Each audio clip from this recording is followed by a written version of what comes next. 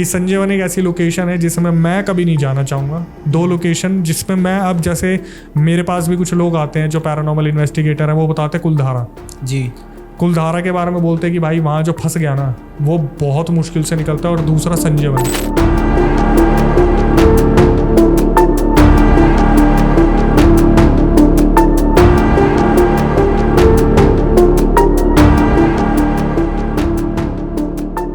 एक मैं आपके साथ और रियल इंसिडेंट बताता हूँ, क्योंकि लोगों को ना बहुत ऐसे रियल इंसिडेंट अच्छे लगते हैं। मैंने ना हमारे यहाँ पे काफ़ी टाइम पहले एक बहुत बड़ा ना ड्राइवर्स का सर्कल आया था जी, जहाँ पे हम रहते हैं। आज से बात होगी कम से कम नहीं तो 2013-14 की। तो उस टाइम ना लाइट बहुत जाया करती थी, और लाइट जाने के बाद क्या होता था, हम घर से बाहर निकला करते थे। और वो जो ड्राइवर का ग्रुप था उनकी तो आदत ही यही थी, हमने खाना वाना खाया, बीड़ी वीड़ी पीने लग गए। तो उन्होंने बताया जब हम मतलब नॉर्मली जाते थे तो बातें तो बन जाती है यार, कहीं ना ऐसे माहौल बन जाता है। तो जब हम वहाँ पे गए तो मैंने उनके पास बैठा, मैं ड्राइवर के पास। तो उनमें एक ड्राइवर है जो अभी भी हमारे टच में है, नाम तो नहीं बता पाऊँगा, बहुत अच्छा इंसान है, बहुत हमारी हेल्प की है उसने। कहीं ना कहीं एमरजेंसी के टाइम पर वो लेके जाता है हमें। तो जब मैंने उनसे बोला भाई एक बात बताओ, कभी आपके साथ कुछ ऐसा नहीं हुआ क्या कि आपको लगा हो कि यार ये तो मैं गलत फंस गया? तो उसने बताया कि भाई मेरे को ना एक बुकिंग आई थी, और बुकिंग आई थी तो वो मेरे ख्याल से पता नहीं कहाँ की आई थी, कौन सी जगह है, सराय करके, सराय काले खां जी। तो वहाँ की बुकिंग आई थी। इसने बोला कि भाई मेरे को ना इमरजेंसी में बुकिंग आई थी, रात के 12:30-1 बजे की बात है। और जब मैं वहाँ पे पहुँचा ना तो उन्होंने देखा कि एक फैमिली खड़ी है जिसमें 4 जने हैं, मम्मी पापा और लड़का और उनकी लड़की। वो चारों बस यूँ खड़े होकर ना कैब को जाते हुए देख रहे थे कि वो कब यू टर्न लेके हमारे पास आएगी। ठीक है, ड्राइवर ने बोला कि अक्षय भाई देखने से तो बिल्कुल सही लग रहा था, मतलब पहले मेरा एक निकनेम भी है तो उसने ऐसे बोला कि भाई दिखने में तो छोटे ऐसे लग रही थी, नॉर्मल मतलब एक फैमिली है। उसने बताया भाई ने जब मैं वहाँ पहुँचा ना तो उन्होंने क्या कर रखा था, अपने दोनों बच्चों को ना एक कंबल में लपेट रखा था। सर्दी का टाइम तो था लेकिन कंबल ऐसा होता है जैसे उस टाइम पे ना वो ग्रीन रेड कलर के कंबल होते थे जिसमें रुई भी निकले हुए थे। ठीक है, उससे लपेट रखा था दोनों बच्चों को। इन्होंने क्या करा, मम्मी बैठी आगे, पापा बैठे पीछे और दोनों बच्चों को बैठाया पीछे जी। होता उल्टा है कि पापा आगे बैठेंगे, मम्मी को आगे बैठाया। हाँ, रीजन ये है ना कि आगे जाके पता चलेगा क्या हुआ। वो ड्राइवर बोला भाई मैंने ना कुछ किसी को बोला नहीं, मेरे को क्या मतलब है। उन्होंने जो नेविगेशन बताया था, जो बुकिंग आई थी वो थी 30 किलोमीटर दूर की, मतलब उन्हें किसी गांव में जाना था। अब क्या हुआ, उस टैक्सी ड्राइवर ने बताया कि जब मैं टैक्सी अपनी स्टार्ट की और चलाना शुरू करा तो होता है ना कि नज़र बार बार आपकी ना ऐसी चीज़ पर पड़ती है कि जैसे दांत के बीच में पालक फंस गया तो जीभ बार बार वहाँ जाती है। वैसे ही उसे बड़ा ड्राइवर को ना अजीब सा लग रहा था। तो जब भी वो शीशे में देख रहा था बार बार बच्चों पर नज़र पड़ती है और बच्चे उसे देख रहे थे। कभी वो बच्चे नीचे देखते, कभी वो बच्चे ऊपर देखते, कभी पापा के सर पे यूँ ना जैसे रख लेते कंधे पे, कभी दोनों भाई बहन अपने सर टच कर लेते। ऐसा लग रहा था जैसे कुछ ना अब नॉर्मल है उनके साथ। तो मैंने बोला भाई फिर क्या हुआ, थोड़ी क्रियोसिटी बढ़ जाती है।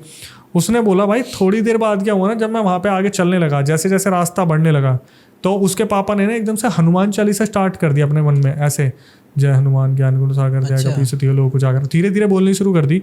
और उसकी मम्मी पीछे पलट के पता क्या बोली, आ गया वो जो आगे मम्मी बैठी थी अचानक से पीछे मुड़ के बोली आ गया वो। भाई अभी भी मेरे को ऐसा लग रहा है, ड्राइवर बोला कि भाई मैं ना ये सुनने के बाद कि पापा हनुमान चालीसा गा रहे हैं और मम्मी बैठ के बोल रही है आ गया वो। ड्राइवर के ना हाथ पैर फूल गए थे। उसने एक बारी को ब्रेक लगाए और अचानक से बोला कि भाई साहब क्या बात कर रहे हो, कोई दिक्कत है तो मुझे बता दो, मेरे को वैसी चीज़ें ठीक नहीं लग रही जब से मैंने ना गाड़ी में बैठाया। क्यों, ड्राइवर ऑब्जर्व कर रहा था गाड़ी में बैठाने के बाद इनकी गाड़ी का वजन बढ़ गया था। उसे ऐसा लग रहा था गाड़ी में नॉर्मली नहीं बैठे हुए, भर के लद के गाड़ी है, जैसे गेहूं का वेट किसी ने ऊपर छत पे भी रख दिया, पीछे भी रख फील होता है। हाँ, तो वो क्या हो रहा था, अपनी तरफ से पूरी कोशिश कर रहा था लेकिन कहीं ना कहीं गाड़ी का वेट और भी ज्यादा बढ़ता जा रहा था। ड्राइवर ने उनके पापा को बोला भाई साहब अगर कोई दिक्कत है तो आप बता दो। भाई साहब ने कुछ नहीं बताया, जो अंकल थे उन्होंने कुछ नहीं बताया। उन्होंने बोला कि मेरे बच्चों की तबीयत खराब है और ये ना डरते हैं, जैसे जैसे रात बढ़ती है वैसे वैसे इनमें डर का माहौल हो जाता है, आप हमारे गांव की तरफ चलो, मैं आपको 1500-2000 रुपये और दूंगा, आप बस गांव पहुंचा दो। अब ड्राइवर के वो साफ बोला बंदा, भाई मेरे मन में लालच आ गया कि क्या ही होगा, मैं इन्हें गांव पहुंचाया तो मैं तो मुंह फाड़ के बोल दूंगा मुझे 1000-2000 रुपये फालतू दे दो। क्या हुआ, जैसे जैसे आगे गाड़ी बढ़ रही थी तो उनमें जो लड़का था वो तो ऐसे करके सो रहा था और जो लड़की थी वो ड्राइवर को घूर के देख रही थी। अब जैसे जैसे आगे बढ़े तो उस लड़की ने बोला कि मुझे पानी पीना है। अब ये पानी तो अपने साथ लेके नहीं आए थे, तो वो जो ड्राइवर था उसने बोला कि आगे कहीं पे अगर कोई जगह आएगी तो मैं वहाँ पे आपको बता दूंगा, आप वहाँ पे पानी पी लेना। भाई जगह तो मिली नहीं, वो होता है ना चौतरों पे प्याऊ रखे होते हैं या फिर मटके रखे होते हैं, तो वहाँ पर क्या हुआ, जैसे ही कोई मटका आया तो इसने ब्रेक मारे। पापा ने बोला कि बेटा पानी आ गया, थोड़ा सा बच्चों को पानी पिला देते हैं। तो ड्राइवर ने बोला लो अंकल ये मेरी बोतल ले जाओ, इसमें आप पानी लेके आ जाना। ड्राइवर ने बोला भाई वो अंकल उतरे, उन्होंने गेट बंद करा।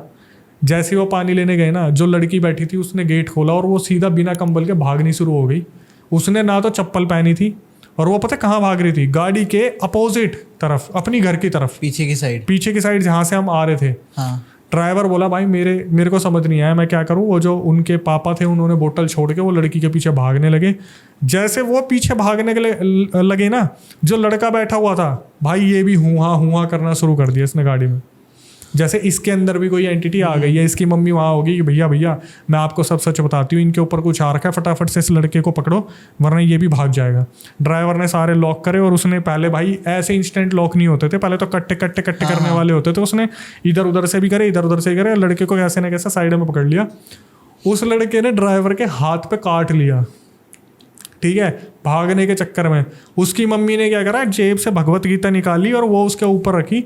वो लड़का वहाँ पर कहीं ना कहीं शांत हुआ। उसके पापा लड़की के पीछे भाग रहे हैं, वो उसे पकड़ के लाए। इस लड़के ने साफ बोल दिया कि नहीं मैं आपको लेके नहीं जा सकता, आप तो पता नहीं पागलों को लेके घूम रहे अपने साथ, इनको किसी हॉस्पिटल में लेके जाओ, मेरी गाड़ी में लाके क्यों बैठा दिए। हाथ में देखा तो यहाँ पर अच्छे खासे दांत के निशान थे और वो लड़का अपनी दांत पीस रहा था। ऐसे होता है ना, दांत पीस रहा है जैसे मेरे को कोई चीज़ से रोक लिया गया जी। तो अंकल ने बोला कि देख बेटा, अगर आपके भी भाई बहन होंगे ना या बच्चे होंगे तो मेरी भी आपसे ये रिक्वेस्ट होगी कि आप मेरा सहारा बन जाओ, आप पैसे फालतू ले लेना। तो उसको कहीं ना कहीं सिंपैथी आई कि भाई मैं पहुंचा देता हूँ, आधा रास्ता तो निकल ही गया, आधा और पहुंचा देता हूँ।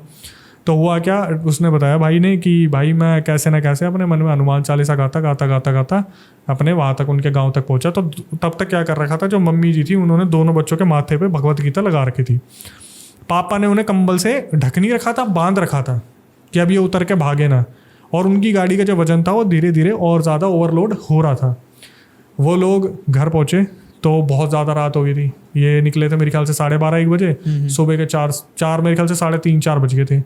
मेरे ख्याल से 30 किलोमीटर पहुँचने में ना मात्र 1-1.5 घंटा लगता है मैक्सिमम, और रात को तो जाम भी नहीं होता भाई। बस इन्हें वहाँ पहुँचने में ना 3.5 घंटे लग गए। क्यों, कभी कोई हादसा हो रहा, कभी कोई हादसा हो रहा, कभी बच्चे उतर के भाग रहे हैं। तो वो नर्वस का माहौल ऐसा हो जाता है कि ड्राइवर ना सीधा नहीं देख रहा, ड्राइवर ऐसे चला रहा है 10-20 की स्पीड में, ऐसे बार बार पीछे देख रहा है क्योंकि ड्राइवर को लग रहा है मेरे ऊपर हमला ना हो जाए। जब वो 3:30-4 बजे पहुंचा तो उसके जो पापा थे उन्होंने बोला बेटा हम आ गए हैं, एक काम करो ये आगे वाला कमरा है, तुम थोड़ी देर इसमें आराम कर लो, अभी 4-4:30-5 बज जाएंगे तो तुम निकल जाना। वो जो ड्राइवर था उसने बताया अक्षय भाई मेरी ऐसी हालत हो गई थी, मेरा सर फट रहा था बिल्कुल, क्योंकि आप ना या तो गाड़ी को चलते हुए पे ध्यान दे लो या पीछे भी ऑब्जर्व करो। मल्टीटास्किंग आप गाड़ी के साथ नहीं कर सकते, बहुत दिक्कत हो जाती है। तो उसका सर जो था वो बहुत बर्न हो गया था ये सब देखते देखते। उसने बोला भाई मैंने आगे देखा तो पैसे तो मुझे मिल गए थे, अंकल ने मेरे को 1000-2000 फालतू दे दिए थे। मैंने फिर भी सोचा थोड़ा सा आराम कर लेता हूँ। बोला भाई मैं अंदर गया, मैंने 15 मिनट मोबाइल चलाया, मैंने सिर्फ ये देखा मेरा कमरा अलग से दे रखा है। ये सोया, आँख बंद करी, जैसे इसने आँख खोली ना इसे दिखा कि एक जॉइंट गेट था। वो जॉइंट गेट खोल के वो लड़की सामने खड़ी थी उस ड्राइवर के, और उस ड्राइवर का गला पकड़ के बोली भाग जाए यहाँ से, नहीं तो तेरे को जान से मार देंगे। ड्राइवर ने पता क्या बोला, भाई मैं क्यों छुपाऊँ आपसे, मेरा टॉयलेट निकल गया था। लड़की के बाल पूरे फैले पड़े हुए हैं। जब तक उसने मेरे को ये बोला ना कि भाग जाए यहाँ से तेरे को मैं ख़त्म कर दूंगी, उसके पापा भाग के आए पकड़ने के लिए। इसने अपने हाथ जोड़े, बोला अंकल जी मैं तो सो लिया आपकी जगह पे। बोला भाई मैंने गाड़ी उठाई, मैं कभी भी रात की ड्यूटी नहीं लेता। अब कोई आउट ऑफ स्टेशन आ गई, जो एजेंसी के थ्रू आ गई, एजेंट के थ्रू आ गई, वो ले लूँगा। बट कोई इमरजेंसी में कोई बोल देना मेरे बगल वाला है कहीं जाना चाहता है, ऐसे जाना चाहता है, वैसे जाना चाहता है, बोला भाई मैं अब किसी एजेंसी के साथ काम कर लूँगा लेकिन कभी नाइट की ड्यूटी नहीं लूँगा। भाई ये तो है, रात में जब भी काम करते हैं तो मतलब रात को जो भी काम करता, मैं भी मतलब रात को नाइट शिफ्ट करता था, हमारी भी रात को कैब आती थी, तो हमें पता है कि हाँ सेफ है सब कुछ, लेकिन फिर भी कहीं ना थोड़ा सा डर तो लगता है रात को। एक सबसे ज़्यादा इन चीज़ों से भी डर लगता है कि भाई भूत प्रेत तो नहीं होंगे, लेकिन जो चोर लुटेरे होते हैं उनसे भी। लेकिन आपने जो केस बताया ना भाई, वो सच में मतलब ऐसा था जो कोई सोच भी नहीं सकता। अभी रिसेंटली ना मेरे एक दोस्त का बर्थडे था, तो हम उसमें गए थे और मैं रात को कैब से ही आया था, लगभग 1 बजा था। तब मैंने ऐसे ही थोड़ी बातचीत की ड्राइवर से ताकि उनको नींद भी ना आए और हमारा थोड़ा टाइम भी स्पेंड हो जाए। उसके बाद ना उन्होंने एक चीज़ बताई, मैंने उनसे पूछा कि आप रात को चलाते हो कैब, वो भी रात को ही चलाते थे, आपके साथ कभी कोई ऐसा इंसिडेंट हुआ है? तो उन्होंने बताया, उन्होंने पूरी तरह से नहीं बताया लेकिन उन्होंने एक छोटी सी चीज़ शेयर की। उन्होंने बोला कि भाई आप बिलीव नहीं करोगे, लेकिन मेरे साथ एक दिन क्या हुआ, मैं राजस्थान साइड गया था और वहाँ पर ना रात को यही कोई 2 से 3 के बीच का टाइम था और मेरे को ऐसा फील हुआ कि कोई मेरी गाड़ी के पीछे पीछे या फिर साथ साथ कोई भागे जा रहा है। और जब मैं देख रहा हूँ तो मुझे कुछ नहीं दिख रहा, लेकिन मुझे फील हो रहा है ऐसा। अब उनको नहीं पता कि इसका रीज़न क्या था, क्या वहाँ की कहानी है, कुछ नहीं, लेकिन ऐसा उन्होंने फील किया। तो कहते हैं भाई मैं दिल्ली में चला लूँगा रात को या NCR में, इसके अलावा मैं नहीं जाता कहीं भी। भाई नाइट लाइफ ऐसी होती है ना, इंसान को एक बार तो टकराना होता ही है। यूँ मान लो कि किसी की किस्मत ही होगी, जैसे बोलते हैं ना कि एक बार ज़िंदगी में आप सीढ़ियों से गिरोगे, बाथरूम में फिसलोगे, वो होना ही होना है कि अगर आप नाइट लाइफ जी रहे हो ना तो आपके साथ कोई ना कोई झटका होगा ही होगा। और ड्राइवर्स के साथ होता है, ट्रक ड्राइवर्स के साथ होता है, बहुत होता है। ट्रक ड्राइवर्स के साथ सबसे कॉमन होता है, जैसे हमारे पास आते कि अक्षय भाई हमसे किसी ने लिफ्ट मांगी और कोई हमारे साथ एजिड हमारा हेल्पर था, हमने तो देने की सोची क्योंकि लालच था मन में कि यार लड़की है बातचीत हो जाएगी। जो एजिड था उसने मना कर दिया कि रहने दो, तो काफ़ी कन्विंस करने पे उन्होंने एजिड ने बोला कि चलो ठीक है बैठ जाओ। तो वो जो नीचे औरत खड़ी थी लाल दुपट्टा वगैरह पहन के, साड़ी का जोड़ा पहन के, वो बोली कि हाथ आगे बढ़ा दो मैं चढ़ जाती हूँ। तो एजिड जो था वो समझदार था, उसने बोला लोहे का इतना बड़ा हमने लगवा रखा, चढ़ने का, इससे क्यों नहीं चढ़ जाते आप। तो वो जो औरत थी उसने उस लोहे वाली चीज़ को हाथ ही नहीं लगाया, तो वो समझ गए कुछ ना कुछ गड़बड़ है। और जैसे जैसे ये ट्रक लेके अपना वहाँ से निकले, उस पर ट्रैक्टर लोड हो रखे थे, ट्रक में बड़ा वाला ट्रक था। तो हमारे सब्सक्राइबर ने बताया जैसे जैसे हम वहाँ से ट्रक लेके निकल रहे थे उसी स्पीड से वो औरत भागी आ रही थी फुल स्पीड में। और जब इन्होंने वहाँ से अपनी जान बचा के आगे भागे और कोई आदिवासी वहाँ के थे छत्तीसगढ़ के, तो उनसे पूछा तो उन्होंने बताया कि भाई इस औरत की गलती नहीं थी, ये भी एक टाइम पे जिंदा थी। वो एक्चुअली में क्या था, उस गाँव में उस औरत की शादी हो रही थी और जो एक ट्रक ड्राइवर था वो उसे झांसे में फंसा चुका था। तो उस ट्रक ड्राइवर ने उसे बोला था कि शादी वाले दिन तो अपना सब कुछ उठा के ले आइयो, हम इस गांव को छोड़ के भाग जाएंगे। हुआ क्या, जब वो औरत अपने पूरे लाल जोड़े में उस ट्रक के पास आई ना, तो ट्रक वाले ने उसे बैठा लिया और बोल दिया कि देख ट्रक का सफ़र है, तो ये जो गोल्ड तूने पहना है ये उतार के रख दे, गोल्ड सेफ नहीं होता। और ड्राइवर्स की नज़र औरत के सामान पे जाती, गोल्ड पे। तो उस बंदी ने सारा गोल्ड उतार के रख दिया और क्या हुआ, इसने चलते ट्रक में उसके मुंह पे कोनी मारी। मैंने अपने चैनल पे ये चीज़ नहीं बताई क्योंकि कहीं ना कहीं बहुत ज़्यादा दिक्कत होती है वायलेशन वगैरह की। उसने कोनी मारी, उसका सर जाके लगा कहीं उस पर लोहे की चीज़ पे, वो लड़की वहीं बेहोश होगी। इसने क्या करा, चलते ट्रक से उसे फेंक दिया। जो पीछे ट्रक आ रहा था उस बंदे ने क्या करा, इस ये भी होश में आई, मिट्टी विट्टी लगी हुई थी, उस ट्रक ड्राइवर ने क्या करा, इसकी हेल्प देने को कि मैं आपकी हेल्प कर देता हूँ, आगे चौकी तक ले जाता हूँ, ये कर देता हूँ, उसने बैठाया। उसने और उसके हेल्पर ने उस लड़की का रेप करा, उसे मार के उस जंगल में फेंक दिया। तब से जो भी वहाँ पे ट्रक ड्राइवर गुजरता है जिसकी गंदी नज़र होती है उस किस्म की, तो वो औरत उसे एक बार अप्रोच करती है, अगर कोई पकड़ में आ गया तो वो गया। तो इनकी किस्मत थी कि कोई एजिड बंदा था तो ये बच गए। अक्षय भाई एक चीज़ मैं नोट कर रहा हूँ, आज आपकी जो स्टोरीज़ हैं ना उनमें हॉरर और सस्पेंस के साथ साथ ना थोड़ा सा क्राइम भी जुड़ा है। आज एक नई चीज़ ट्राई करते हैं। अगर कोई ऐसी स्टोरी हो आपके पास जो कि क्राइम से ही रिलेटेड हो, जिसको सुन के ना लोगों के पास अवेयरनेस आए, लोग समझें कि कैसे वो और ज़्यादा सेफ और सिक्योर रह सकते हैं, कुछ क्राइम के बारे में डिस्कस कर सकते हैं? बिल्कुल कर सकते हैं भाई। देखो हम तो रह रहे हैं दिल्ली में और दिल्ली में अब क्राइम जा रहे हैं एक्सट्रीम लेवल पे, बहुत ज़्यादा। ठीक है, हम आए दिन सुनते हैं कुछ ना कुछ हो ही रहा है। राजनगर का किस्सा है, दिल्ली में एक जगह राजनगर। तो राजनगर में से अचानक से हवा मच जाता है कि 3-4 लोगों का किसी ने कत्ल कर दिया। ठीक है, अब मैं आपको पूरा रियल इंसिडेंट बताता हूँ। हुआ क्या था, एक घर था, परिवार था, माँ बाप थे, उनकी खुद की औलाद नहीं थी, उन्होंने किसी को अडॉप्ट किया था। ठीक है, नाम मैं डिस्क्लोज नहीं करूँगा क्योंकि वो कहीं ना कहीं राजनगर द्वारका आसपास ही है जी। तो उन्होंने एक लड़के को अडॉप्ट किया, वो लड़का बड़ा हुआ, उन्होंने माँ बाप ने अपने लड़के के लिए सब कुछ करा जितना हो सकता है, पढ़ाई लिखाई खाना पीना सब कुछ। वो लड़का बड़ा हो गया। उस लड़के ने अपने मम्मी पापा को बताया कि मैं लव मैरिज करना चाहता हूँ, मैं एक लड़की को पसंद करता हूँ। मम्मी पापा ने अप्रूवल दे दिया कि ठीक है बेटा, आप अपनी मर्ज़ी से करना चाहते हो तो आप कर लो, कोई दिक्कत नहीं है। लड़के की सहमति से और लड़की की सहमति से दोनों की शादी कराई गई। ठीक है, 1 साल ही हुआ था, पता चला लड़की प्रेग्नेंट है। धीरे धीरे फिर वो कंसीव होना स्टार्ट हो गया, तो पेट का साइज़ बढ़ना शुरू हो गया। अचानक से क्या हुआ, उनके रिलेटिव्स के पास कॉल आता है, जो परिवार वहाँ रह रहा था, कि जो उस घर में मुखिया थे, जो बच्चे थे, लड़का जिसने शादी करी थी, उसका कॉल आता है अपने रिश्तेदारों के पास कि मेरा करोल बाग वाले रास्ते पर मेरा बहुत बुरा एक्सीडेंट हो गया। पहले उसने बोला कि किसी ने लूटने की कोशिश की है शायद, तो उसने हड़बड़ी में बाइक दे के मार दी। तो उसने बोला कि एक काम करो, आप मेरे घर पे जाओ, मेरा फ़ोन कोई भी नहीं उठा रहा घर पे। तो जब घर पे रिलेटिव्स पहुँचे, उन्होंने गेट खोला। वो जो बंदा था जिसने गेट खोला था, उसकी हालत ऐसी होगी कि वो पैनिक अटैक आ गया उसे वहाँ पे, क्योंकि उसने देखा कि जो पापा जी थे ना उस लड़के के, वो पैरालाइज थे। ठीक है, वो ढंग से चल फिर भी नहीं पाते थे। जिस बेड पे वो बैठे हुए थे, लेटते थे, उठते थे, सोते थे, वो बेड खून का समुद्र बन चुका था। मतलब उनको अप्रॉक्सीमेटली 47 टाइम या 27 टाइम्स बाद स्टैब किया गया था, चाकू मारा गया था।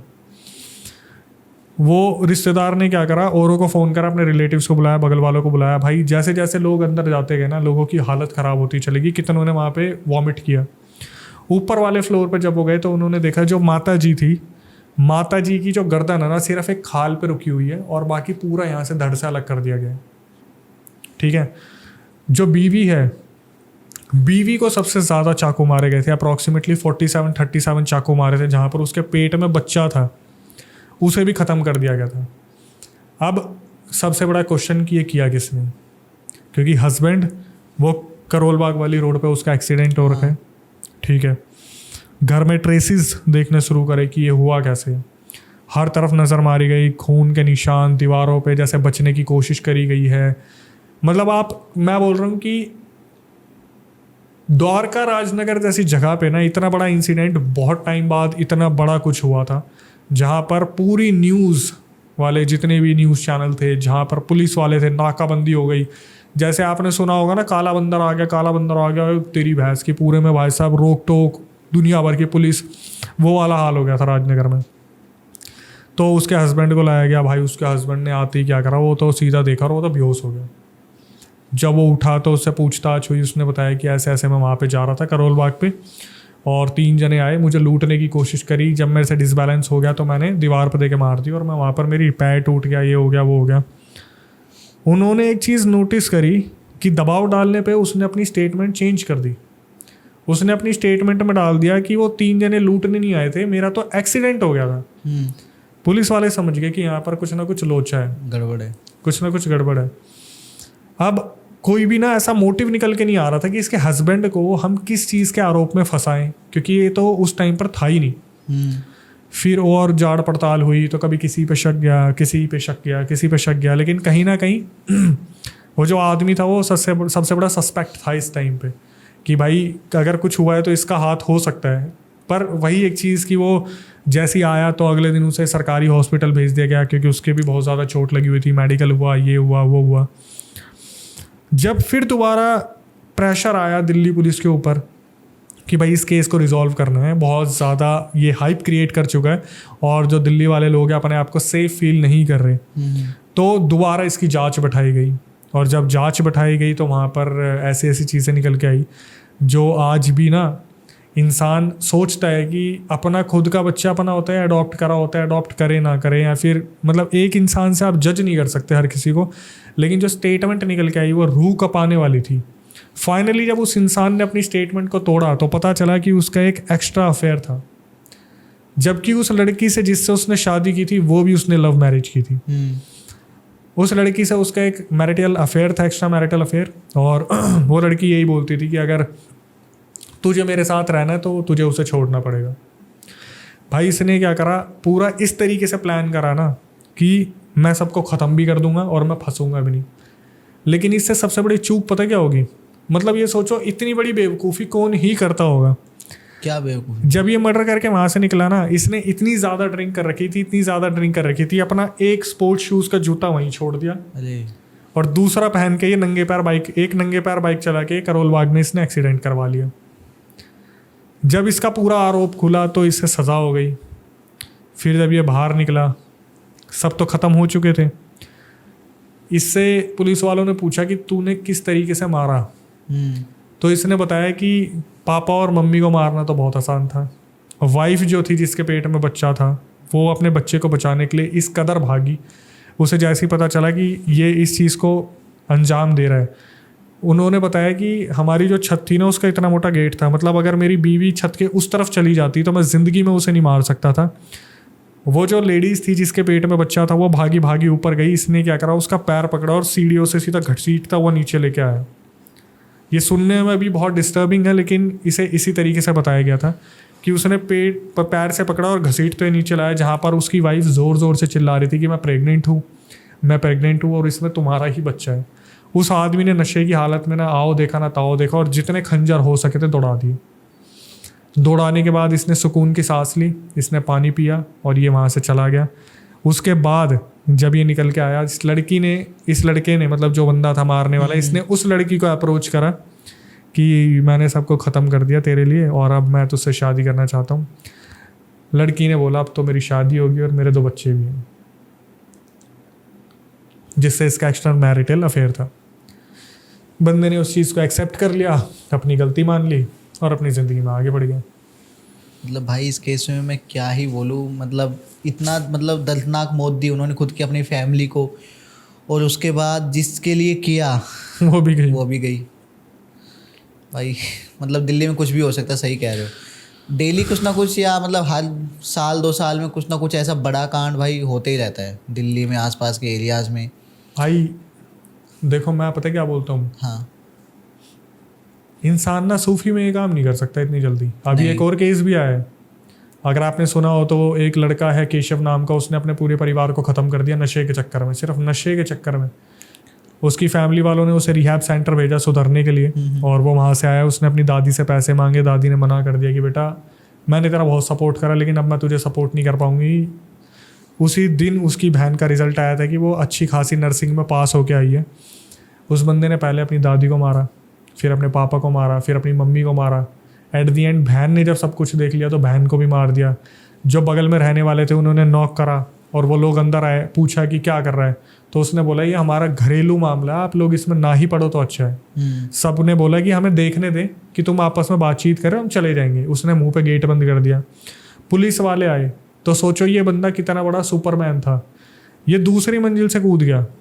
वहाँ पर जब ये कूदा ज़मीन पर पैर के बल, इंसान के पैर टूट जाते हैं। ये बंदा खड़ा हुआ, स्कूटी स्टार्ट की और वहाँ से जब ये निकल रहा था तब इसे पुलिस वालों ने पकड़ लिया। तब इसने एक्सेप्ट करा कि हाँ मैंने ये सब कुछ करा। किस लिए? सिर्फ 200 रुपये की वो पता नहीं छोटे मोटे नशे होते हैं उन चीज़ों के लिए। पूरा 4-5 जने ख़त्म कर दिए उस बंदे ने अपने घर के। यार भाई पता नहीं क्या हो गया आज की जनरेशन को। मैंने भी थोड़े दिन पहले कहीं पढ़ा था कि हॉटस्पॉट ऑन नहीं की वाइफ ने तो उसका कत्ल कर दिया।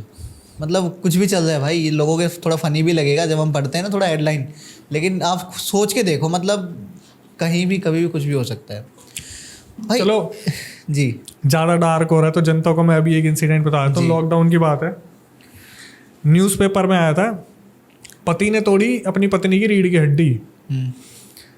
लूडो खेलते टाइम पत्नी ने पति को चिढ़ाया, पति ने गुस्से में आके पत्नी की अपनी रीढ़ की हड्डी तोड़ दी। अरे अब सोचो भाई, जब एग्रेशन इस तलब चढ़ रहा है तो फिर क्या ही बोल सकते हैं। कुछ नहीं कह सकते भाई। अभी वो भी तो हुआ है, कंघी में बाल मिलने पर डाइवोर्स हो गया। हाँ, फिर बाद में पता लगा खुद का ही बाल है। नहीं औरत अच्छा। का बाल था। वो अपना पति बार बार जो था औरत को बोलता था अपनी कंघी साफ रखा कर। हाँ। उसकी आदत थी, वो फिर आके काम के चक्कर में निकल जाती थी। कंघी में बाल मिला तो लड़के ने डाइवोर्स ले लिया। अरे अक्षय भाई, अभी रिसेंटली ना एक कोचिंग सेंटर पे एक इंसिडेंट हुआ था जिसमें बाढ़ आई थी और 3 स्टूडेंट्स ना मर गए थे, मतलब बाढ़ में फंस कर ही। अभी दिल्ली का ही केस है वो भी। तो मतलब ऐसे भी केसेस होते जा रहे हैं। अभी हम दिल्ली के बारे में इतनी बातें कर रहे थे और आपने स्टार्टिंग में ही बताया कि आपका भी मतलब जो आपका इंस्टीट्यूट था कोचिंग वाला, उसमें भी ऐसा इंसिडेंट हुआ जिसमें एक लड़की आपने बताया भाग गई और आपको विश्वास नहीं हुआ। तो मुझे ऐसा लग रहा है कि हमें ना थोड़ा स्टूडेंट से रिलेटेड ही बातचीत ज़्यादा करनी चाहिए। तो क्या कोई और इंसिडेंट है आपके पास? भाई ये भी हुआ था कोचिंग सेंटर में ही, और हमें नहीं पता था, एक नई लड़की ने एडमिशन लिया था। हमें कुछ आइडिया नहीं था कि उस लड़की का बैकग्राउंड क्या है, क्योंकि हम तो जस्ट ऐसे एक इंटरव्यू टाइप हो गया, उससे बात कर ली, उसके इंटरेस्ट के बारे में जान लिया। तो हुआ क्या था, ये लड़की जब भी आती थी ना कोचिंग में, 2-3 टीचर से तो सही पढ़ती थी। एक टीचर था, उससे बहुत डरी डरी सी रहती थी। जैसे मान लो कि अगर उस टीचर ने कुछ पूछ लिया तो अचानक से ब्लैंक हो जाती थी कि किसी ने कुछ पूछ लिया कि यार आपने होमवर्क क्यों नहीं करा, तो इसके बाद जवाब नहीं होता था। और ये सिर्फ उसी टीचर के साथ हो रहा था। तो इस लड़की की मम्मी की कंप्लेंट आती थी कि इस वाले सब्जेक्ट में अच्छा परफॉर्म नहीं कर रही, सर से इसका कोई कोऑर्डिनेशन नहीं है। मैं अगर पूछती हूँ घर पे जाके कि आपने आज क्या पढ़ा, तो सबका सब कुछ बता देती है, पर उस वाले टीचर का कोई ना कोई दिक्कत रहती थी। भाई हमने भी सीनियर थे जो जिस टीचर से वो डरती थी, वो हमारे जूनियर थे। हमने एक दिन बैठाया, हम जो इंस्टीट्यूट होता है ना, एक चीज को देखना, अगर बच्चे की गलती होगी वो बच्चे की गलती को नहीं मानते, वो टीचर को ही पकड़ते हैं।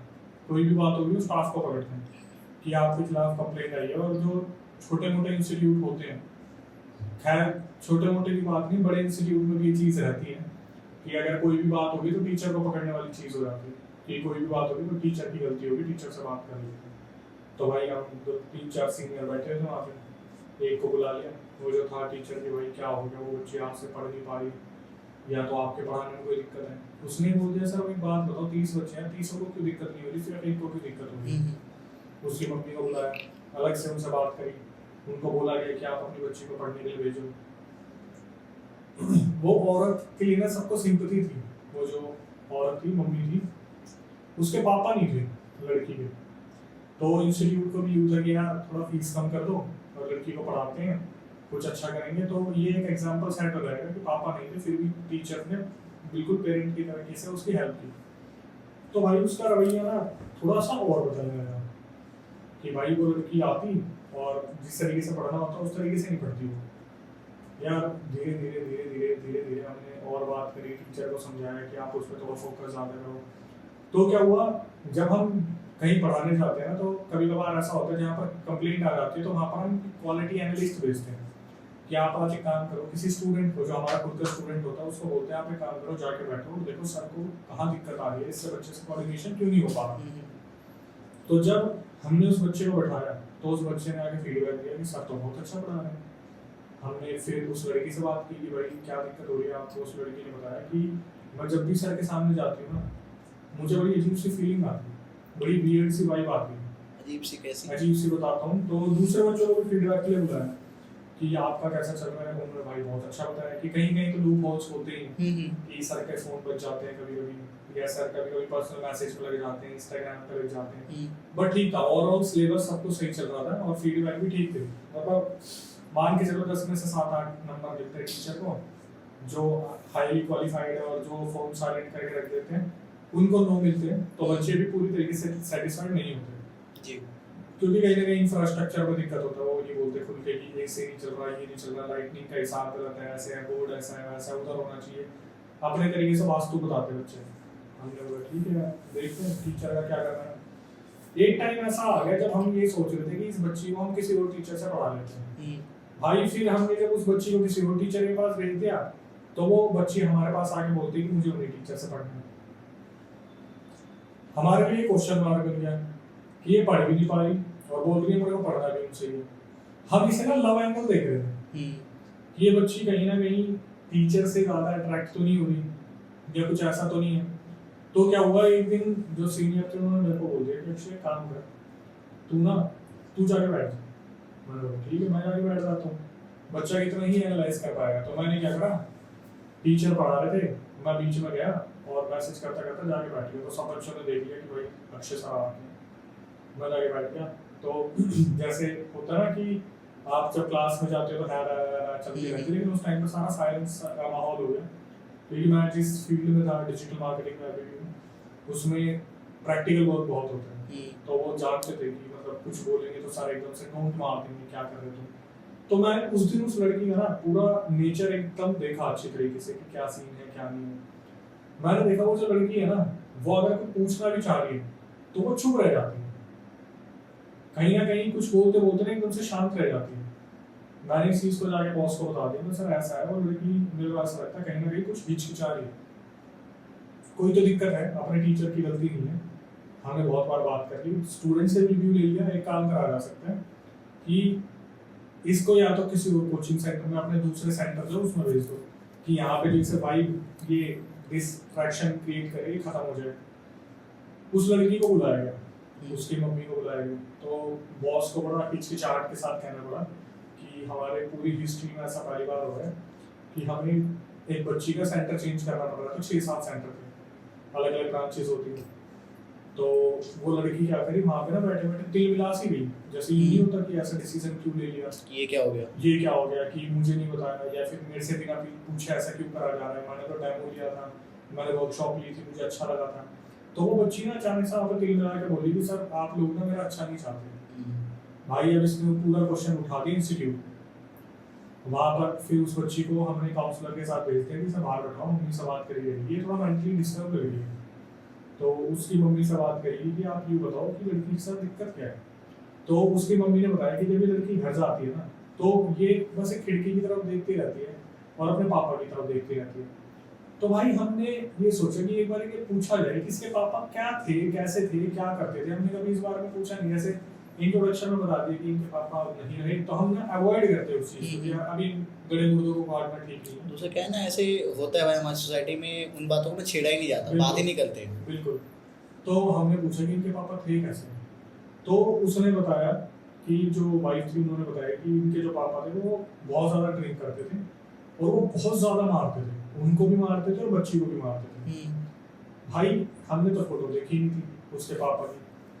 तो क्या हुआ, अब जब हमने बोला कि यार ऐसा था, तो फिर ये तो मेंटली डिस्टर्ब केस है, आपने हमारा कम से कम 15-20 दिन खराब कर दिया बच्ची के ऊपर, आपको पहले बताना चाहिए था।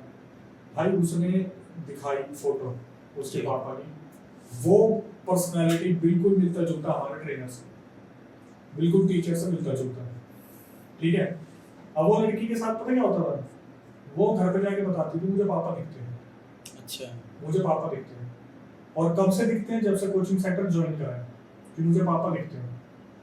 उसके साथ की दिक्कत थी, वो जब भी उस क्लास में घुसती थी ना, वो बाद में उसने हमें बताया कि जब वो क्लास में घुस के बैठती थी तो उसके पापा की एंटिटी चलती हुई दिखती थी उसे, उस टीचर के अंदर जाके वो घुसती थी। और उसे ऐसा लगता था कि उसे वो टीचर नहीं पढ़ा था, उसके पापा पढ़ा था। ये लड़की इस तरीके से डिस्टर्ब रहती थी। हमने बोला भाई इस चीज़ का तो कोई सोल्यूशन है नहीं, क्योंकि हाइट भी सेम है, कहीं ना कहीं वजन का थोड़ा सा ही था, उनके पापा का पेट निकला हुआ था, इस ट्रेनर का पेट नहीं निकल रखा। ये फॉर्मल में रहते थे, वो टी शर्ट में रहते थे, लेकिन दोनों के बाल नहीं थे और दोनों की नाक लंबी थी, दोनों का हुलिया कहीं ना कहीं मैच करता था। हमने इसकी मम्मी को बोला हम एक काम करते हैं, क्योंकि जिद कर रही है और लड़की बोल रही है कि मेरे को जबरदस्ती निकाला जा रहा है सेंटर से, मतलब लड़की ने इस चीज़ को अपने दिल पे ले लिया कि मेरे अंदर कोई खामी निकाल दी। और हमारा टीचर्स का ये था कि इसके दिल में ये बात बैठ गई और दिमाग में ये चीज़ घर कर गई, तो ये आगे जाके इससे बहुत दिक्कत है। हमने बोला इसका डर थोड़ा सा हटाना पड़ेगा। उससे धीरे धीरे काउंसलर्स ने बात की, तो काउंसलर्स ने समझाया कि बेटा ऐसा कुछ भी नहीं है, आप जाके बैठो, इतने सारे बच्चे बैठते हैं, आप बोल रहे हो आपका ऐसा कुछ दिखता है, दूसरे बच्चों का ऐसा कुछ नहीं दिखता। भाई वो लड़की आगे बैठ गई, उसने एक क्लास ली, उसने उस बात को बिल्कुल अपने दिमाग से निकाल दिया कि मेरे पापा ये वो, उसने एक क्लास ली बहुत बढ़िया, दूसरी क्लास ली बहुत बढ़िया, तीसरी क्लास में उससे फीडबैक पूछा गया, उसने बोला कि हाँ सब कुछ नॉर्मल है। भाई चौथी 5वीं क्लास में क्या हुआ, जब हमारे ट्रेनर पढ़ा रहे थे, इस लड़की ने एकदम से मारकर उठाया जो इसके पास रखा था। ऐसे था कि ट्रेनर अगर यहाँ पढ़ा रहा है तो उसके पीछे एलईडी है और बच्चे बैठे पीछे बोर्ड लगा हुआ, तो मतलब टीचर को जब कुछ एक्सप्लेन करना होता था बोर्ड की तरफ, तो वो मार्कर वगैरह वहीं रखा हुआ था, टीचर था इधर एलईडी में पढ़ा रहा था। वो लड़की के मन में पता नहीं क्या है, उसने मारकर उठाया, सीधा टीचर की तरफ फेंक के मारा, सेम टीचर के ऊपर, उसी टीचर के ऊपर। 3 दिन अच्छा फीडबैक देके सीधा उस टीचर के ऊपर फेंक के मारा। तो वहाँ पर बच्चे एकदम से सारे बौखला गए कि तू पागल है, सीनियर हमारा, तू ऐसे कैसे कर रही है। वो चिल्लाने लगी, वहाँ पे पापा आ गए, पापा आ गए, मेरे को दिख रहे पापा आ गए। भाई एकदम से ना हल्ला उल्ला समझ गया कि क्या हो गया, बॉस आ गया। फटाफट से मैं भी पढ़ा रहा था, मेरे को भी आवाज़ आई। उस टाइम पे शायद मेरा लंच टाइम था, मैंने सुना, मैं आया वहाँ पर। तो वो बच्ची मेरे से थोड़ी सी क्लोज थी, मैंने टीचर को बोला कि रुक जाओ एक मिनट बात करने दो। भाई उस बच्ची के आंसू नहीं रुक रहे थे, उस बच्ची ने साफ साफ बोला कि मेरे को मेरे पापा दिखते हैं और वो अभी भी हैं, वो अभी आए हैं। भाई मैं आपको कैसे यकीन दिलाऊं, वहां पे ना एक बच्चा था, दूसरा बच्चा, जिसके शायद कभी ना बचपन में कोई पोजेशन रहा होगा। उस बच्चे ने पता क्या बोला कि मैंने अपनी आंखों से इस टीचर के अंदर इसके पापा को आते देखा। मतलब एक गवाह और हो गया। हाँ, वो कभी उसका उतारा करवाया था, उसके खानदान वालों ने ताबीज वाबीज करवाया था, और भाई वो बोला कि मैंने इसके पापा को टीचर के अंदर आते देखा है। अब मैं ये भी कर रहा हूँ, पढ़ा भी रहा हूँ, और मैं इस प्रोफेशन में भी हूँ पैरानॉर्मल की, तो मेरे सामने ये बात आ गई। भाई मैंने इस चीज को कभी ऑब्जर्व नहीं करा था। मेरे को जब एक टीचर की बात पता चली कि ऐसे ऐसे हो रहा है, तो ना एक इंस्टीट्यूट के ऊपर क्वेश्चन उठ जाते हैं कि तुम्हारे इंस्टीट्यूट में डेली डेली ड्रामे क्यों हो रहे हैं। दूसरे इंस्टीट्यूट भी देखते हैं और वो इस चीज का फायदा उठाते हैं कि वहाँ तो बच्चों को टॉर्चर किया जाता है, किया जाता है, वो किया जाता है। एट द एंड क्या हुआ, हमने उस बच्ची को मना कर दिया कि आप यहाँ पे इसे मत भेजो, अगर ये यहाँ पे आएगी तो इसको दिक्कत होगी, आप इसका इलाज करवाओ, साइकाइट्रिस्ट के पास लेके जाओ, काउंसलिंग दिलवाओ। भाई उसके बाद क्या हुआ, उस लड़की को हमने मना करा, दूसरे सेंटर की भी चॉइस थी, उसने मना कर दिया कि नहीं अगर मैं यहाँ नहीं पढ़ूंगी तो कहीं नहीं पढ़ूंगी।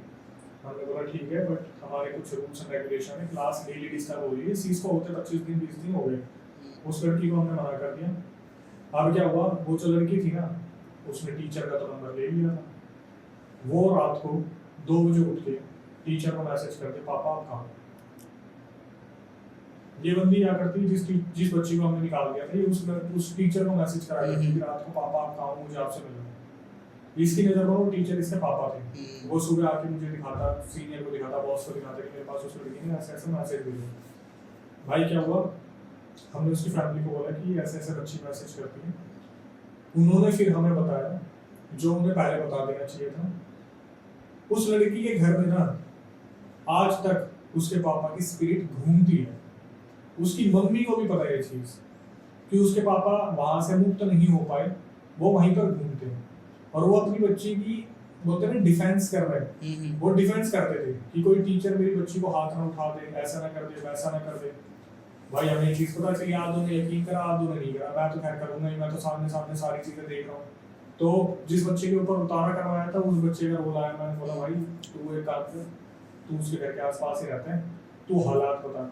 तो उसने बताया कि सर इन्होंने ना उतारा करवाया था इस लड़की का, लेकिन हुआ क्या, इनको ना एक विधि दी गई थी, जिन्होंने उतारा करवाया था उन्होंने बोला था 40 दिन तक आपको ये करना है। इन्होंने क्या करा, उस विधि को समझा नहीं, वहां पे जो सिंदूर वगैरह यूज होते थे ना, वो इन्होंने तो तिगड़मबाजी उल्टी सीधी कर दी, जिसकी वजह से इसके पापा की स्पिरिट और भी ज्यादा एग्रेसिव हो गई।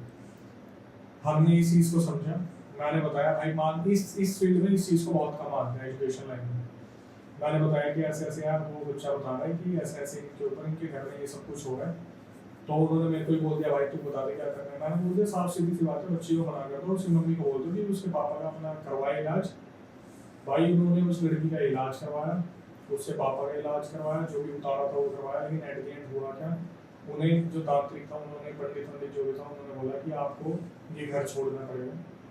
उन्होंने वो उनका घर छुड़वाया, पता नहीं कौन से गाँव में भेज दिया, शायद वो अपनी गाँव लेके चलेगी।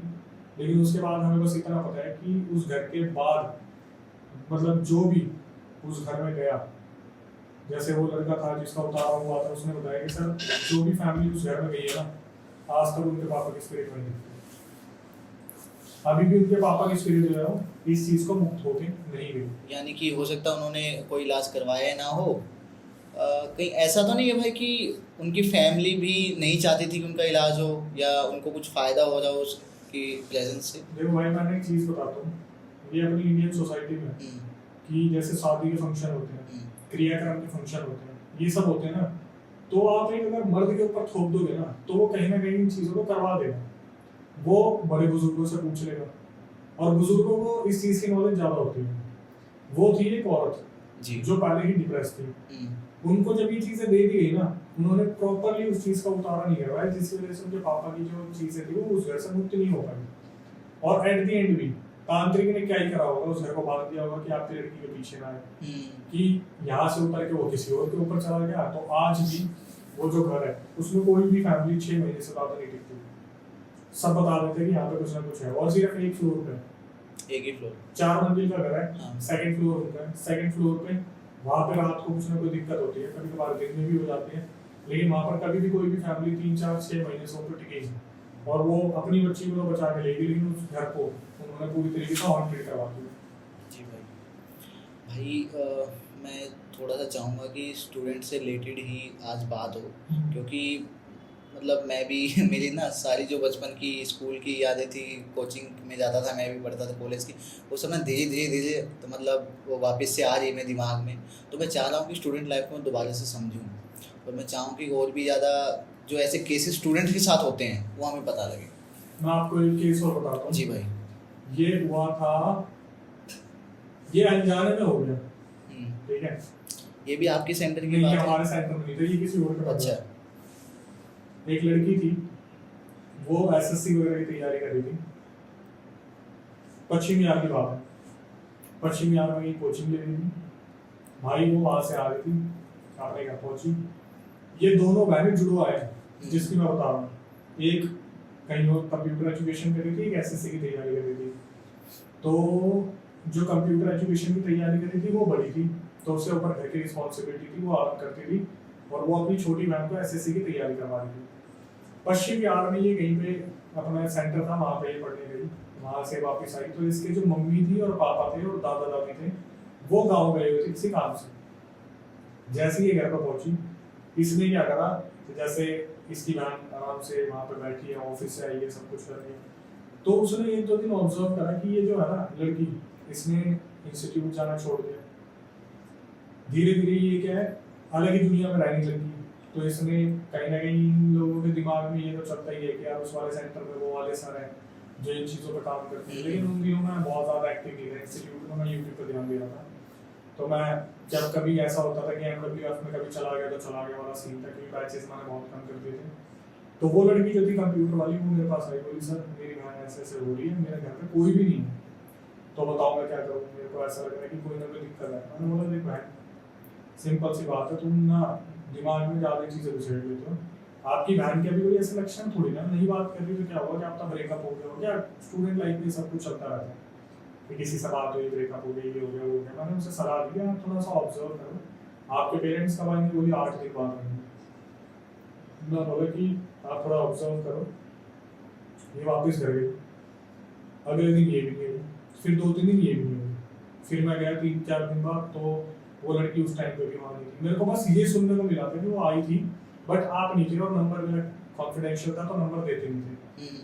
तो जब मैं 1 हफ्ते बाद में दोबारा पढ़ाने के लिए, तो वो लड़की मुझे मिली। 1 हफ्ते की पूरी एक्टिविटी उसने मुझे बताई कि सर आपने मुझे बोला था ना ऑब्जर्व करो। जिस दिन ये घर गई थी उस दिन इसने देखा कि इसकी जो बहन है ना, जब वो सोती है, तो जब ये वाली बड़ी वाली जो बहन है कंप्यूटर एजुकेशन पढ़ती थी, ये बहन जब सोती थी तो वो रात को अपने आप 12 बजे उठती थी, और 12 बजे उठ के वॉशरूम में जाती थी, और वॉशरूम में जाने के बाद ना वहाँ पे घंटों घंटों बैठी रहती थी। इसकी आँख खुली, जो बड़ी बहन थी थकी होती थी, जॉब करती थी, देखती थी नहीं है वॉशरूम में, अच्छा ठीक है, आँख बंद हुई, आँख खुली, 4 बजे के खाने देखो वॉशरूम में, 2 घंटे 3 घंटे वॉशरूम में बैठा करती थी।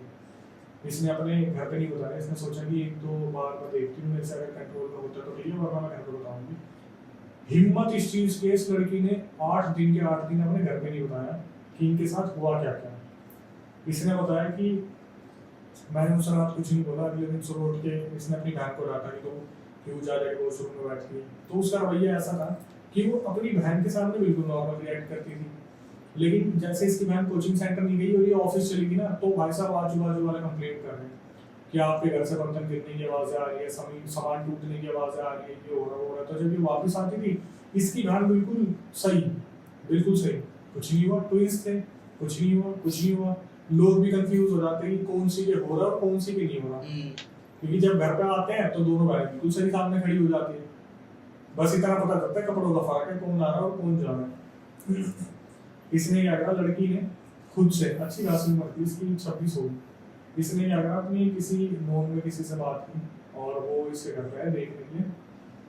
तो भाई उन्होंने देखा होगा इसे, तो उन्होंने बताया कि इसके ऊपर कोई चीज़ आ रखी है, लेकिन इस चीज़ का कोई इलाज नहीं है, अभी इलाज हम कर नहीं पाएंगे। मेरे ख्याल से नहीं कोई ऐसे दिन चल रहे थे जिस टाइम पर कोई इलाज नहीं संभव थे। इसने जो आए थे देखने वाले, उन्होंने बता दिया इसके ऊपर कोई चीज़ है। भाई जिस दिन वो देखने वाले आए ना, उस दिन से वो हरकतें बढ़ गई, जो जिस गैप में मैं नहीं था वहाँ पे। लड़की ने बताया कि अक्षय जी हमारे घर पे ऐसा होता था कि हमारे पीछे मतलब जो लड़की थी बड़ी वाली उसके पीछे चाकू लेके भाग रही थी। ये रात को चाकू लेके खड़ी हुई साइड में, जब वो जगी हुई एकदम से बोली क्या कर रही है, तो हमला करने की कोशिश की। इसने अपनी तरफ से पूरी कोशिश की अपनी बहन को ना बदनाम होने दे, ना घर पे बताए। घर में भी कोई फेस्टिवल था, शादी थी, नहीं बुलाना चाहती थी। इसने अपने नोन में बहुत सारे, मैं लोकेशन का नाम नहीं बता सकता, वहाँ पे कांटेक्ट करा और वहाँ पर है ऐसे लोग जो उतारा करते हैं, वो भी आए। तो अब एक मजेदार चीज जो निकल के आई, ये लड़की पता क्या करती थी, ये थोड़ा सा गांव देहात टाइप के थे, लेकिन ये लड़की क्या करती थी, इंग्लिश में बात करती थी। अच्छा। इंग्लिश में बात करती थी।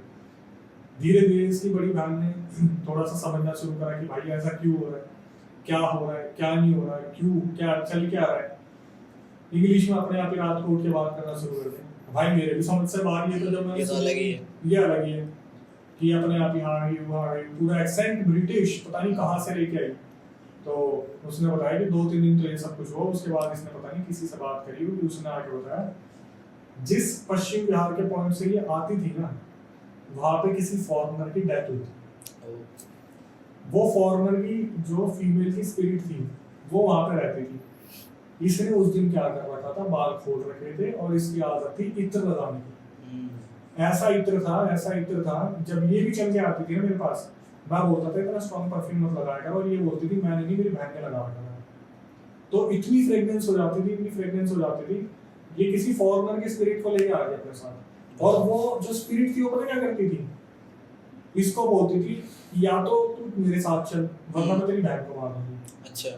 और ये क्या करती थी, रात को जैसे उठी, छत पे गई, कूदने की कोशिश करी, फिर कहीं ना कहीं परिवार के बारे में दिमाग में आ गया तो चुपचाप नीचे आ गई, आके सो गई, नहीं बताया अपनी बहन को। जब बहुत ज्यादा टॉर्चर करा तो जाके वॉशरूम में बैठ गई, अपने आप को डुबोने की कोशिश की। फिर एकदम से ऐसा लगा नहीं, मतलब ये स्पिरिट इस पे इतना ज्यादा हावी नहीं हो पा रही थी, लेकिन लड़की पूरी तरीके से डिप्रेशन में थी। एट द एंड क्या हुआ, जब इसकी फैमिली आ गई, उससे पहले इसने उतारा करवा लिया एक मौलवी से, खुद ही करवा लिया। एक मौलवी को पकड़ के ले गया, हाथ पैर जोड़े कि मेरी बहन के साथ ऐसा हो रहा है, एक बार घर चलो, मैं अपनी फैमिली को परेशान नहीं करने देना चाहती। उनके अब याद आया मुझे, वो गाँव में गए थे, उनके दादा की ज्यादा तबीयत खराब थी, दादा वहां रहते थे, दादा दादी मम्मी पापा गए होते। तो इसने मौलवी को जब बुलाया तो मौलवी ने बताया कि ये रीजन है और इस तरीके से आपकी बहन के पीछे आ गई है। भाई उतारा करने के बाद उसकी जो बहन थी वो कहीं ना कहीं एनर्जी लेस हो गई, लेकिन इसके बाद जो चीज निकल के आई वो और भी हैरान करने वाली थी। क्या भाई ये सब कुछ जो बड़ी वाली बहन बता रही थी, उसने तो हमें कुछ नहीं बताया। जो छोटी वाली बहन का उतारा हो गया, सब कुछ हो गया, तो हमने सोचा यार कि अपने कहीं ना कहीं जान पहचान के इंस्टीट्यूट की है तो पता करते हैं। तो जब पता करा तो पता चला कि एक लड़का था जिससे इसकी कोई गर्लफ्रेंड बॉयफ्रेंड वाली चीज चल रही थी, इनका ब्रेकअप हुआ था, और उसने कहीं पे जाके पश्चिम बिहार के कॉर्नर पे वो चीज रखी थी और लड़ाई करते करते उसे लेके गया और जबरदस्ती इसका पैर लगाया वहां। तब वो चीज इसके ऊपर हावी हुई और इसके बॉयफ्रेंड ने ये चीज इसके ऊपर करवाई थी। वहां पे जाके पूरा राज खुला हमारे सामने कि देखो साला कहाँ से शुरू हुई, कहाँ गई और कहाँ से घूम के वापस आई। फिर उस लड़के को पकड़ा गया, लेकिन इन चीजों पर कौन बिलीव करता, कोई नहीं करता। ये बात हमें कहाँ से पता चली, ये बात उस लड़के के दोस्तों ने बताई टीचर्स को आगे कि सर ये 2-3 दिन से इस तरह की कारनामे करने की सोच रहा था, हमें तो पहले से पता था और हम इन चीजों में बिलीव नहीं करते थे, लेकिन जब ये कहानी हमारे सामने आके पता चली तो पता चला ये तो सारा इसी का ही काम है। लेकिन भाई एक बार बताओ, जो ये एंटिटीज होती हैं ये कहीं ना कहीं हमसे तो ज़्यादा ही ऊपर ही हैं, ठीक है। अब यहाँ पे आपने बताया कि उनका जो बॉयफ्रेंड था उन्होंने उनकी ज़बरदस्ती पैर लगवाए किसी भी तरीके से और फिर वो एंटिटी उनके ऊपर आ गई, लेकिन इस चक्कर में वो मतलब उसके बॉयफ्रेंड के ऊपर क्यों नहीं आई? वो तो करवाने वाला हो गया ना। एक बात बताता हूँ भाई, जब किसी तांत्रिक से आप करवाते हो तो ऐसा होता है करवाने वाले के ऊपर कभी आता है, कभी सुने? नहीं आपने कहा ना कि उनको पैर लगवाया, तो वो कह रहा हूँ होता ही है। जैसे कि अगर मैं कहीं जा रहा हूँ और मुझे पता है वो चीज वहाँ पड़ी है, ये चीजें किसी भी रूप में होती है। अच्छा। किसी भी रूप में, चाहे वो मिठाई पड़ी हो, मटके पड़े हो, कोई भी चीज पड़ी हो, सिंदूर पड़ा हो, और कुछ नहीं करना, बस बात करते करते आप हाथ पकड़ के उस तरफ खींच लो, अगर वो ऊपर से भी आ गया ना उसको टाप दिया उसने, वो चीज वही हो जाती है। ब्रेकअप हो रहा था, लड़की दिखने में ठीक थी, बड़ी वाली बहन भी सेम ही थे दोनों, बस 19-20 का फर्क था, ट्विंस थे दोनों। बॉयफ्रेंड का रोल निकला, लेकिन उस लड़की ने अपनी बहन को ठीक करवा लिया था। हालांकि फिर एडवाइस दी गई कि भाई दूर रहो इन लड़के लड़कों के चक्कर से, अगर ऐसे पड़े रहोगे तो यही होगा। तो आज के टाइम पे ये लगा लो, टीनेजर, यंगस्टर, कोई पीछे नहीं इन चीजों में, कोई भी नहीं है। कहीं से भी एक तांत्रिक को पकड़ो, और जितने भी मैक्सिमम केसेस आते हैं आज के टाइम पे, अगर मैं कोई ऐसा केस देखूं जहां पर कोई बदला लेना चाहते हैं तो वो भी तांत्रिक को ढूंढेगा। पुलिस तक कोई नहीं जाना चाहता आज के टाइम पे, सब तांत्रिक बाबा इन्हीं को ढूंढ रहे हैं। इनको जाके आप उनके हिस्से की पूजा पाठ के पैसे दे दो, कुछ ऊपर चढ़ावा दे दो, उन्हें अपना गुरु बना लो और बस कर दो कि मेरे पीछे रहे। ये परेशान हो जाए, जब कोई ना मिले तो मेरी याद आए, और मेरी याद आए तो मुझे बुलाए, फिर जब मैं बताऊंगा तो आप इसके से चीजें हटा लेना। लेकिन वो लड़की के ऊपर इतनी हावी पड़ेगी कहीं ना कहीं, उतनी हावी नहीं पड़ेगी डैमेज कर दे, लेकिन उतनी हावी तो पड़ेगी कि उसको मेंटली इतना डिस्टर्ब कर दिया लड़की को कि वो मौलवी जी ने उतार तो दिया, लेकिन मौलवी जी ने ये भी बता दिया कहाँ से लगा, लेकिन ये नहीं पता चला कि लगाने वाला एक्चुअली कौन है। ये सब कुछ हमारे सामने है, हम इन चीजों को सुनते हैं, हम इन चीजों को साइड कर देते हैं, हम भी पढ़ी लिखी क्यों नहीं जी भाई। बस वहां से एक सबक ले लिया भाई, ये बच्चों को बता देते हैं कि भाई आप पढ़ने आते हो, आपके माँ बाप पैसे दे रहे हैं, उस पर ध्यान दो। ये गर्लफ्रेंड बॉयफ्रेंड के चक्कर जब अच्छे लगेंगे, जब आपके पास पैसे आ जाएंगे, फिर आप ये सब कुछ करते रहो, तो उतारे भी खुद करवा लेना, चढ़ावे भी खुद ही करवा लेना। वही चीज़ भाई, लेकिन समझता कौन है। एक बात हो रही भाई कि हम ना जब भी ट्रेन से ट्रैवल करें, बस से ट्रैवल करें, या कहीं ना कहीं ना लिखा रहता है कि तांत्रिक को कांटेक्ट करें, वशीकरण करवाएं, मनचाहा प्रेम पाएं, और पता नहीं क्या क्या स्वतंत्र छुटकारा, मतलब सबने देखा है, कहीं ना कहीं लिखा ही रहता है। तो जैसा आपने बताया कि सब कोई ना बदला लेने के लिए तांत्रिक को ढूंढते हैं, और तांत्रिक भी अपनी पब्लिसिटी करवा रहे हैं। तो क्या वो जो लिखे रहते हैं, आई एम होपिंग कि आप हमें इस बारे में बता सकते हैं, वो जो लिखे रहते हैं, कॉन्टैक्ट नंबर देते हैं, क्या वो ऑथेंटिकेटेड है?